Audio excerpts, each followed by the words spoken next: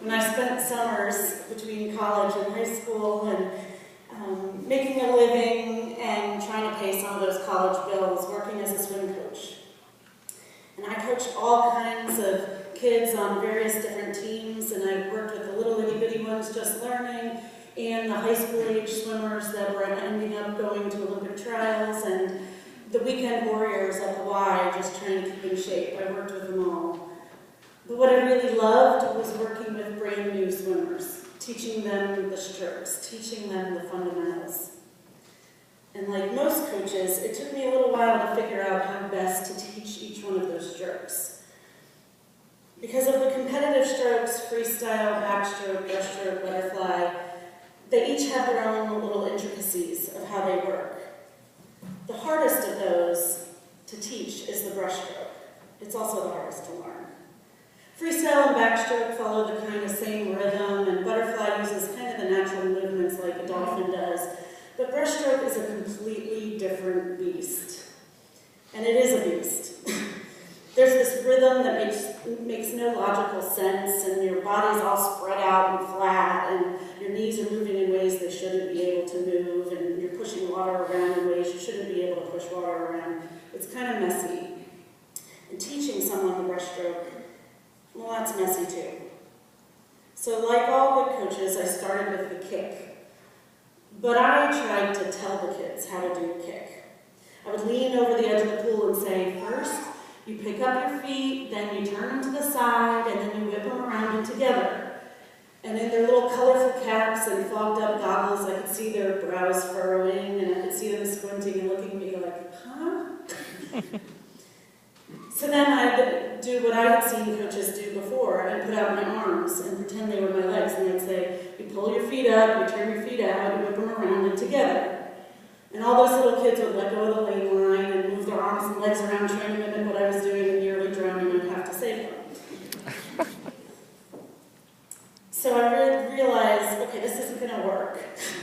And I would look on the deck, and I'd see a lounge chair, and I dragged it all the way over, and I'd lay down on it, let my feet dangle off, and I'd go, you pick your feet up, you turn them out, and you whip them around and together. And then they'd go, oh! And half of them would start to do it, the other half we'd still work on it. But they needed to see it to really get it. The words weren't enough. And over the years, they'd hear me on the side of the deck yelling out, up, out, around, up, out, around. But most of them were really just remembering that time I laid on that deck chair like an idiot and flapped my legs around in the air. Because they needed to see it. I think God gets that. I think God gets that we need to see it, to understand sometimes.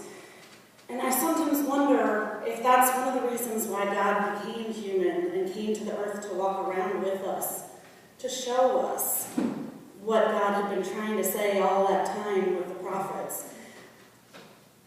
God did some great talking, and Jesus did some great talking, but Jesus also did some pretty incredible showing. He showed us, in showing the disciples, how to love people, all people, people on the fringes even. He showed us how to share and how to pray and how to toss some tables when we need to, and how to heal and how to break the bread and pass the cup. So of course Jesus came back after his death and after his rising to show the disciples the truth, to help them understand it. If anybody needed to be shown to see that Jesus was the Lord that they had hoped he was, it was Jesus' followers. I mean, consider their state of mind at the time we find them in this story. Consider what they've been through. All this time walking and all over the land, followed by these crowds, and walking and healing and walking and working and walking and feeding and walking and learning and walking and teaching and walking and walking. And then that last week, that absolutely insane last week, with the parade into Jerusalem, and then the growing tension, the growing aggression, the growing accusations, the turning of emotions, that Last Supper, the betrayal, the drama-filled trial, the torture, the jury conviction, the march up that hill, the crucifixion, and the death. The whole thing, it's been a nightmare, but it's been real and an emotional roller coaster. And it all happened so fast they can't believe the things that they've heard and the things that they've said, and no one could stop it from happening, not even Jesus and the one they've been following all along, and nothing makes sense and it doesn't add up. And how could things have gotten so bad so fast? And so the followers have to get away, and they hole up in this house, trying to get their heads around everything that's just happened. They're grieving, and they're lamenting over their lost leader, and facing the reality of what's just happened, trying to understand.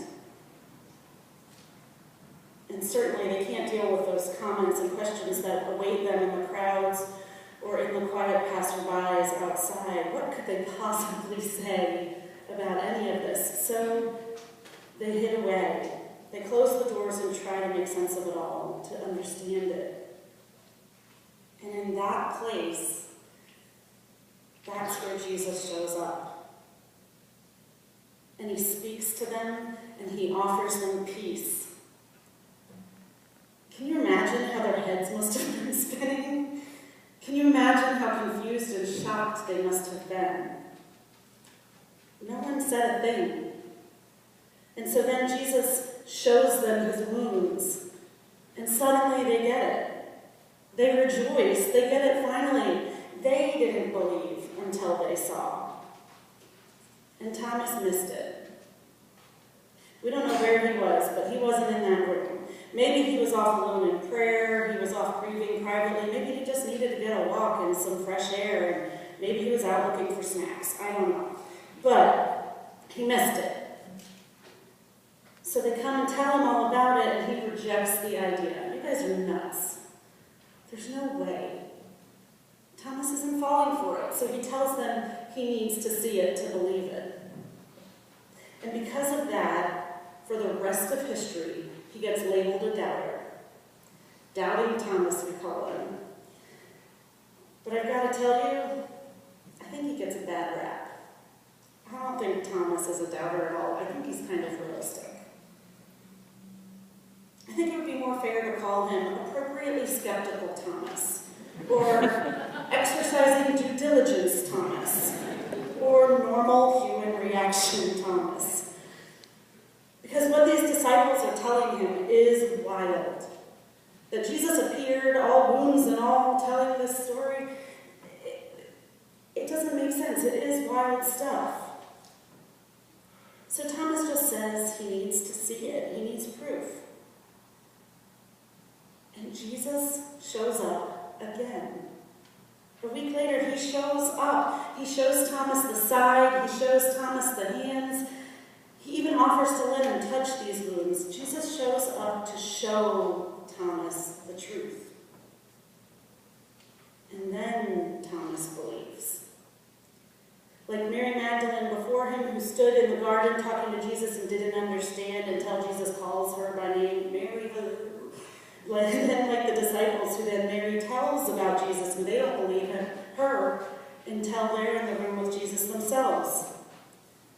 Like them, Thomas doesn't get it by word of mouth. He needs to see Jesus himself. And so for those of us who read this story Easter after Easter, who lived 2,000 years after Jesus showed up in that way, and after Jesus has ascended, who aren't going to be able to see that side for ourselves, to see those hands for ourselves, to see those wounds, that broken and bloody Jesus risen for us. For those of us who aren't going to get to see it, how then do we understand? How do we believe? Because like Thomas, I think Jesus gets us too. I think he gets that we're skeptical. I think he gets that we're carrying around broken hearts and evidence-seeking minds, that we want to believe, but that sometimes we struggle. I think he gets that we've been through a lot, and we've been hurt, and we've lived some drama, and we've been challenged, and we need more than just the reports of our friends to go on. So Jesus shows up. It looks a little different now. He's not standing in my living room with me and my buddies exposing his wounded chest, but I do think that he's there. In the neighbor who mows Grandma Max's lawn each Saturday, he shows up. In the priests who stand at the front lines of the violence in the Ukraine, ministering to both protesters and riot police, he shows up. In the divers who re-enter and descend and re-enter and descend the dark waters, searching through a sunken ferry for another mother's lost child, he shows up. In the NICU nurses who treat and monitor and hold and feed our sick babies during their first few days on earth, he shows up. And in the hospice nurses who monitor, treat, hold, and feed our spouses and parents in their final days on this earth, he shows up. In the neighborhood that takes over an abandoned lot and turns it into a community garden, he shows up. In the busy working parent who volunteers each Sunday in Sunday school or on the church finance committee, he shows up. In the mental health care provider who keeps trying medication after medication to find just the right fit, to bring healing, to change her patient's life, he shows up. In the mom who brings her teenager to church week after week, even though that teenager hates it, even when that teenager is miserable about it, because that mom wants to impart a faith anchor in that teenager's raging heart, he shows up. In the mission team that goes back to the storm-ravaged land that the media and most other churches have already forgotten, he shows up. And in the couple who prepare and share a meal with a homeless family, he shows up. I could go on, and I could give examples of the times and places that I've seen the risen and wounded Lord showing up to show us about his love and grace, but this would just be more talking. It would be another someone telling stories about him. So instead today, I'll stop and just ask, where does Christ show up for you? And where do you let Christ show up in you for the world to see? Amen.